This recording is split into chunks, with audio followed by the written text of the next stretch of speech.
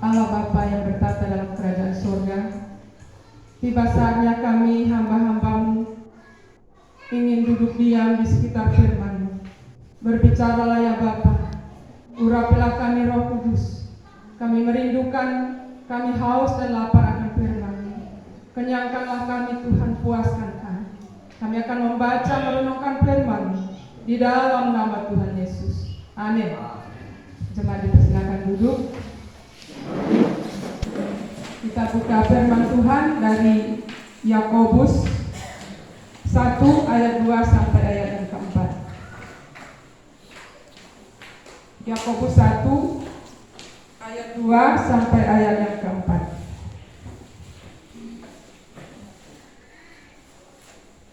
Kalau sudah menemukan Yakobus 1 ayat 2 sampai ayat 4, mari kita membacanya bersama-sama. 2, 3.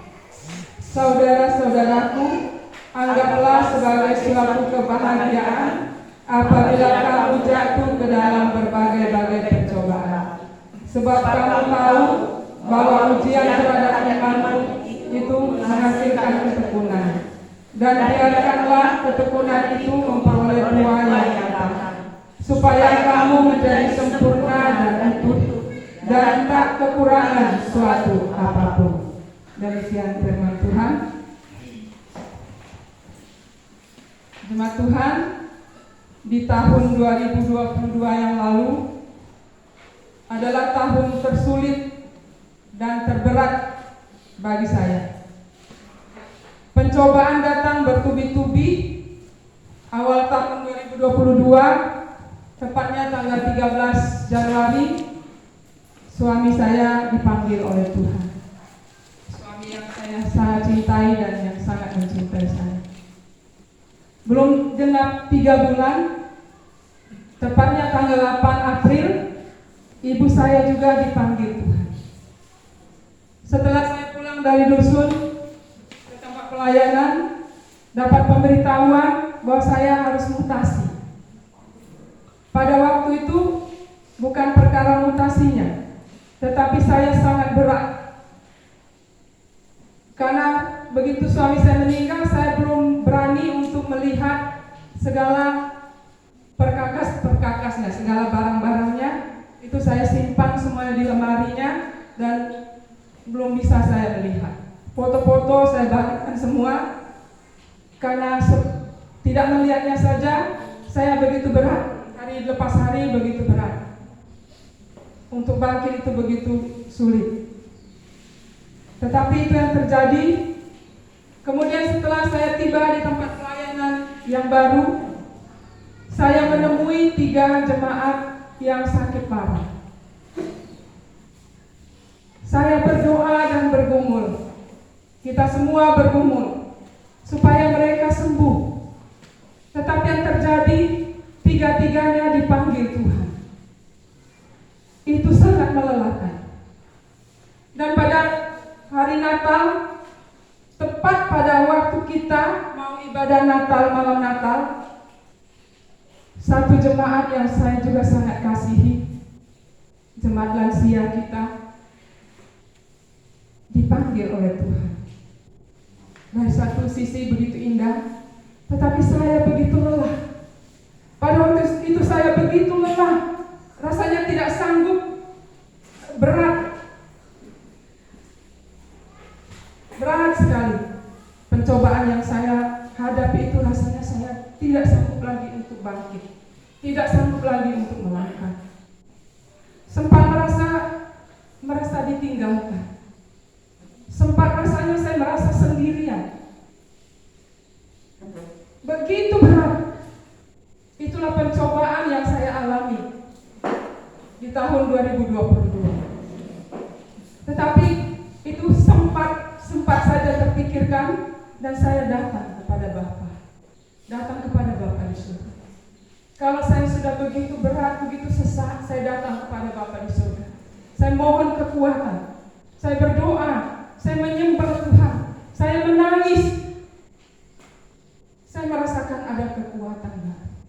Setiap kali saya datang kepada Bapa, ada kekuatan baru. Ada penghiburan yang diberikan Tuhan. kasihi. Ternyata kita tidak pernah ditinggalkannya sendirian.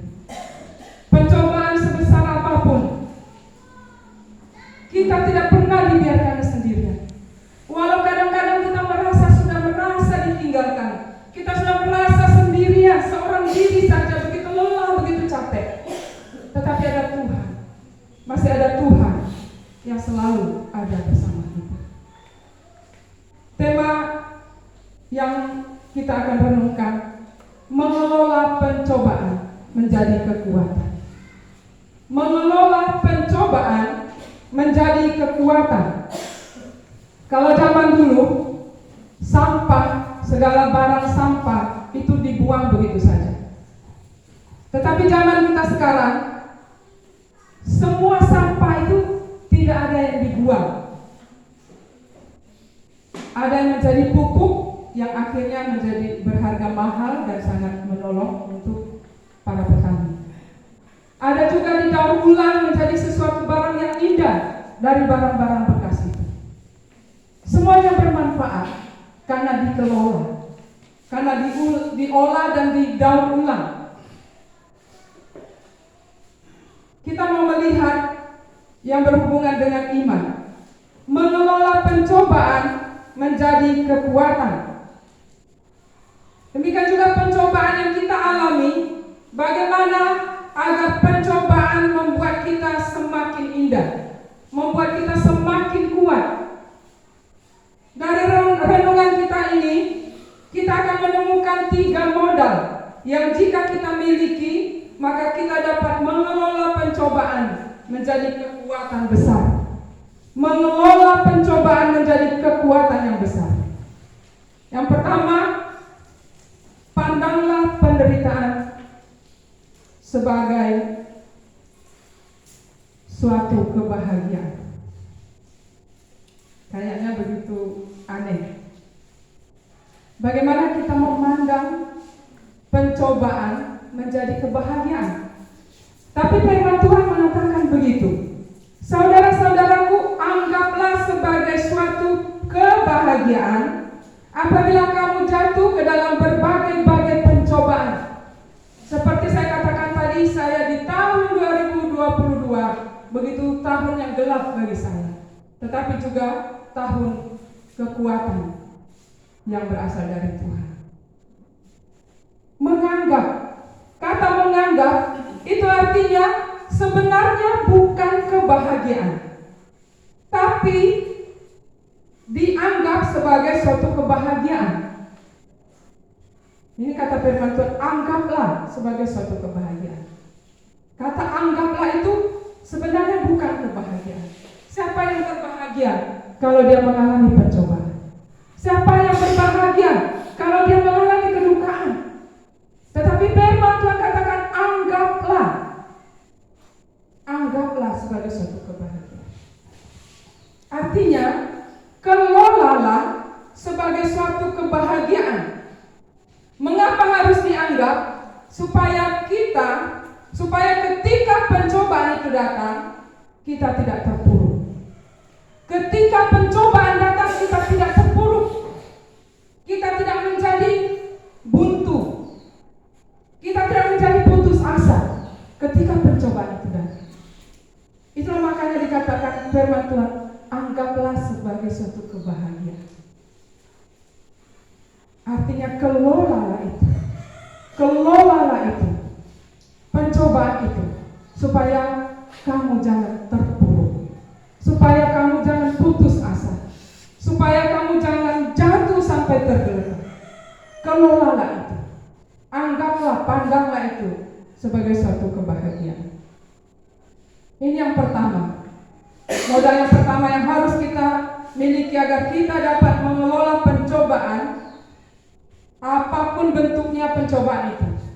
Entahkah itu pergumulan sakit penyakit, entahkah itu pergumulan ekonomi, apakah itu masalah keluarga, apakah itu berpisahnya kita dengan orang terkasih.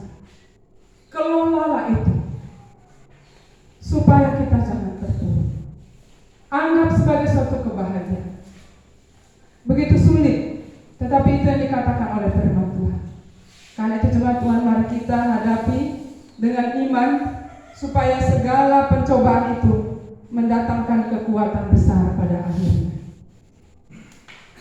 Yang kedua, modal yang kedua yang harus kita miliki, yaitu kita harus memandang penderitaan Kristus sebagai cermin bagi kita.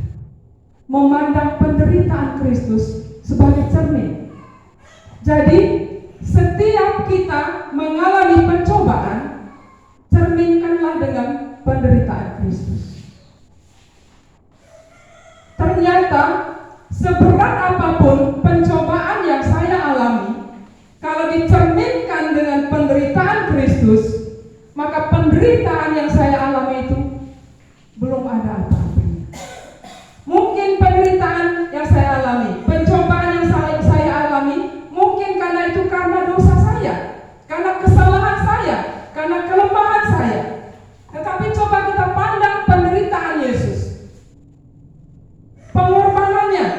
Apakah karena salahnya? Apakah karena dosanya? Tapi firman Tuhan katakan dia tidak bersalah, dia tidak berdosa. Tetapi mengapa dia menderita? Karena saya, karena Bapak Ibu Saudara. Ketika kita bercermin dengan penderitaan Kristus, ketika kita bercermin dengan pengorbanan Kristus yang luar biasa untuk kita, maka pencobaan itu bisa kita kelola. Bukan pencobaan yang menguasai kita, tetapi kita harus menaklukkan pencobaan itu. Kita harus menguasai pencobaan itu, apapun bentuknya. Kita harus meneladani ketaatan Kristus, kesetiaannya, dan itu semua dilakukannya karena ketaatan kepada Bapa dan juga karena kasihnya kepada sesama manusia, kepada manusia. Dan modal yang terakhir yang harus kita miliki, yang ketiga, menyadari bahwa Allah bekerja melalui pencobaan untuk mendatangkan kebaikan. Roma 8 ayat 28 dikatakan, kita tahu sekarang Allah turut bekerja dalam segala sesuatu untuk mendatangkan kebaikan bagi siapa? Bagi mereka yang mengasihi Dia. Itu artinya yang perlu adalah kita mengasihi Tuhan. Kita terus mengasihi Tuhan. Kalau kita terus mengasihi Tuhan, kita terus melekat kepada Tuhan, kita terus berpegang kepada Bapa kita, maka yang terburuk sekalipun yang kita hadapi, Allah sedang mendatangkan kebaikan. Allah mendatangkan kebaikan. Memang pada waktu pencobaan itu datang, kita merasa kena cambuk. Kita merasa seperti bumi ini runtuh menimpa kita. Seperti suatu pukulan keras. Rasanya tidak sanggup lagi untuk bangkit. Tapi bila kita di saat itu kita tetap bersandar kepada Tuhan, Tuhan pasti memberi kekuatan. Tuhan pasti memberi kemampuan untuk kita terus berharap masih ada hari, masih ada hari esok. Jadi ada kekuatan, ada harapan, ada semangat. Saya bukan hanya berkorban, tetapi hidup saya sendiri menjadi pengalaman, menjadi yang saya alami, ini yang saya korbankan. Benar-benar ketika saat itu tiba menimpa saya, benar-benar secara daging, secara jiwa, secara manusia, saya tidak sanggup lagi. Tetapi ketika saya datang kepada Tuhan, bersandar kepada, pada waktu keterpurukan itu terjadi, rasanya membutuhkan satu bahu untuk bersandar, merasakan, merindukan seorang ibu untuk mendengarkan, untuk mengusap air mata. Tetapi itu tidak didapat, apalagi di musim Covid. Tapi ada Bapa di surga, kasihnya sempurna. Ketika saya datang, kasihnya, tangannya terulur untuk mengasihi, untuk menghapus air mata. Dia memberikan hidupnya untuk tempat saya bersandar. Jadi ini sungguh menjadi kekuatan. Mungkin jemaat Tuhan juga mengalami di saat-saat keterpurukan terjadi, pencobaan besar dialami. Ketika kita berdoa, ada kekuatan baru, ada semangat baru, ada pengharapan. Dalam firman Tuhan ini boleh memberkati kita. Dikatakan, sebab kamu tahu bahwa ujian terhadap imanmu itu menghasilkan ketekunan. Dan biarkanlah ketekunan itu memperoleh buah yang matang, supaya kamu menjadi sempurna dan utuh, dan tak kekurangan suatu apapun. Ternyata apabila kita memandang pencobaan itu dari sisi rohani, ternyata itu adalah sebuah ujian, sebuah kompetisi iman. Apabila kita mau sungguh-sungguh belajar dari ujian itu, dari soal-soal pencobaan-pencobaan itu, maka kita akan keluar menjadi pemenang. Amin. Kita akan menjadi pemenang. Kita akan naik kelas. Kita akan juara kalau kita kuat, kalau kita semangat, kalau kita tetap bertekun di dalam Tuhan, walaupun kita mengalami pencobaan. Dalam firman Tuhan ini boleh memberkati kita.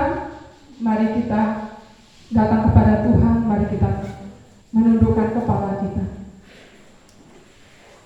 Apapun yang menjadi pergumulan kita, apapun pencobaan yang datang menimpa kita, mari kita mengelolanya sebagai suatu kekuatan yang akan mendatangkan kekuatan yang indah. Dari dalamnya karakter kita akan dibentuk oleh Tuhan. Kita akan keluar sebagai pemenang oleh karena Tuhan yang menolong kita. Di saat kita merasa ditinggalkan, di saat kita merasa sendirian, ada Tuhan di sana. Ada Tuhan menolong kita. Oleh karena itu, biarlah segala pencobaan yang datang, kita tidak terpuruk, tetapi kita benar-benar boleh berjuang untuk mengelolanya bersama dengan Bapa di surga. Kita akan mendapatkan kekuatan. Bapa yang baik, terpujilah nama-Mu. Terima kasih untuk firman-Mu yang sungguh memberkati kami, Tuhan. Tuhan, ajarlah kami, Roh Kudus, tolong kami agar kami dapat mengelola setiap pencobaan-pencobaan yang datang kepada kami menjadi sebuah kekuatan besar. Bersama dengan Allah Bapa, kami akan menang. Terima kasih Bapa. Kami mengucap syukur buat firman-Mu dalam nama Tuhan Yesus. Amin.